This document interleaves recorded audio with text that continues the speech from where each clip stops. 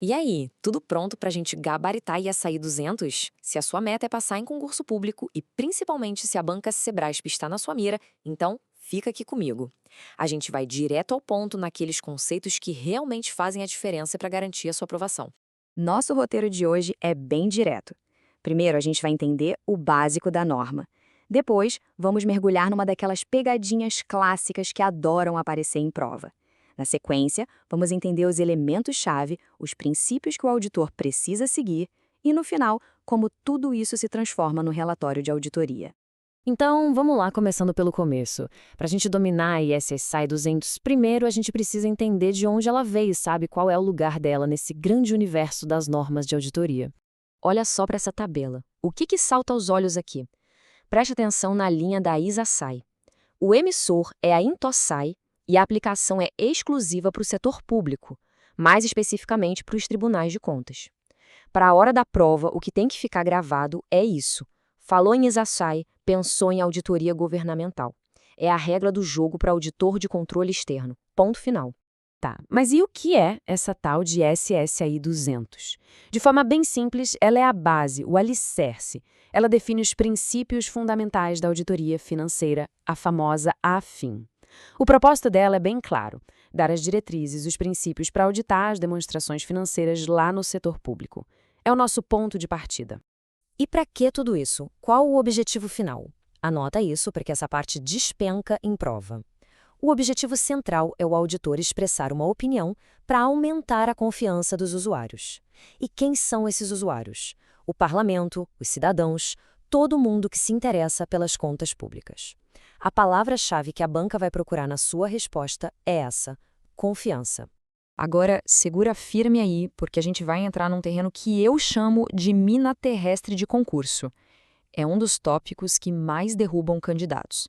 A distinção entre ERF e marco regulatório. Muita, mas muita atenção agora. Deixa eu simplificar isso. De um lado, a gente tem a ERF. Pensa nela como se fosse o manual de instruções da contabilidade, as normas técnicas, é o como fazer. Do outro lado, a gente tem um marco regulatório. A gente está falando de leis, de regulamentos, tipo a Lei 4.320, a LRF. É o que a lei manda fazer, de forma obrigatória. E aqui está o pulo do gato para a prova. O auditor do setor público não escolhe um ou outro. Ele é obrigado a verificar a conformidade com ambos. A banca vai tentar te enganar. Vai colocar uma alternativa com ou. Cuidado, é um erro clássico. A resposta correta vai ter sempre a conjunção e. É a ERFA e o marco regulatório. Grava isso. Muito bem, superado esse ponto crítico, vamos avançar para os elementos que formam o DNA de uma auditoria. Quem são os atores envolvidos, o que é essa tal de asseguração e que tipo de evidência o auditor realmente procura. Isso tudo é fundamental na ISSA 200. Toda auditoria funciona como um triângulo, com 3 partes. Primeiro, o auditor, que no nosso mundo é o Tribunal de Contas. Segundo, a parte responsável, que é quem prepara as demonstrações, como o Poder Executivo. E em terceiro, os usuários previstos, ou seja, para quem o relatório se destina, como o Parlamento e todos nós, os cidadãos. Olha aí outro conceito que as bancas adoram cobrar: asseguração razoável. É para memorizar esta definição, hein?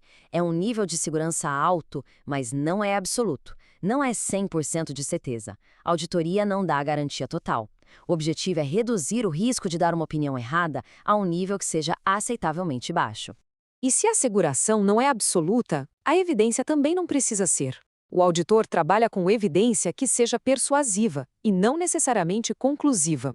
Pensa assim: evidência persuasiva é como um conjunto de pistas que juntas convencem o auditor. Já a evidência conclusiva, tipo um vídeo de confissão, é muito rara. O que importa no fim do dia é o conjunto da obra, o que persuade o auditor. Beleza, agora a gente vai entrar na mente do auditor. Vamos ver quais são os princípios que guiam a conduta, o julgamento profissional dele no dia a dia. São os verdadeiros pilares do trabalho de auditoria. Esse mapa mental aqui ajuda bastante a gente a visualizar a estrutura. A ISAI 200 divide os princípios em 2 grandes grupos: os princípios gerais, que são os pré-requisitos e os conceitos básicos, e os princípios do processo de auditoria, que a gente vai ver logo mais. Vamos começar com o conceito de materialidade. O que é uma informação material? É simples, é uma informação relevante. Ou seja, se a falta dela ou um erro nela puder influenciar a decisão de quem está lendo as demonstrações financeiras, então ela é material. O foco para fins de prova é sempre o usuário. E aqui a gente vê a lei seca da norma. E isso é o que a banca vai cobrar muitas vezes de forma literal. As bancas, especialmente a Sebrasp, adoram a literalidade. Então é fundamental ter essa definição na ponta da língua. A materialidade está ligada à capacidade de influenciar as decisões dos usuários. Agora, vamos pensar um pouco para aprofundar o conceito. Uma despesa de R$ 30 mil no orçamento do governo federal parece dinheiro de troco, né? Totalmente imaterial. Mas, e se essa despesa for um pagamento indevido, um ato de corrupção? Aí a história muda. O valor é baixo, mas a natureza do gasto é extremamente material. A materialidade, portanto, tem um lado quantitativo e um qualitativo. É essa análise de contexto que o examinador quer ver.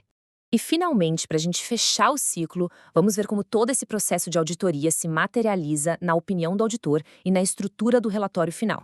A estrutura do relatório de auditoria é um checklist que tem que ser memorizado para a prova. Tem que ter título, para quem ele se destina, a clara separação de responsabilidades, o parágrafo da opinião, que é o coração do relatório, e os elementos formais no final. A banca vai cobrar exatamente isso, perguntando qual elemento está faltando ou se algum está no lugar errado. E quando a gente precisa auditar uma entidade gigantesca e super complexa como o governo federal? Aí se usa a técnica de auditoria de grupo. O auditor do grupo, que no caso seria o TCU, não vai auditar cada pequena secretaria. Ele foca nos componentes mais relevantes, como os grandes ministérios, e a partir daí forma uma opinião sobre o grupo como um todo. É uma abordagem prática e super importante. E para fechar, um desafio final para revisar o conteúdo. A ESSAI 200 diferencia dois tipos de estruturas de relatório. Qual é a diferença fundamental entre uma estrutura de apresentação adequada e uma de conformidade? Pesquisar e fixar esse conceito é chave. Entender essa nuance pode ser aquele ponto que te coloca na frente de muita gente e garante a vaga. Fica aí a reflexão.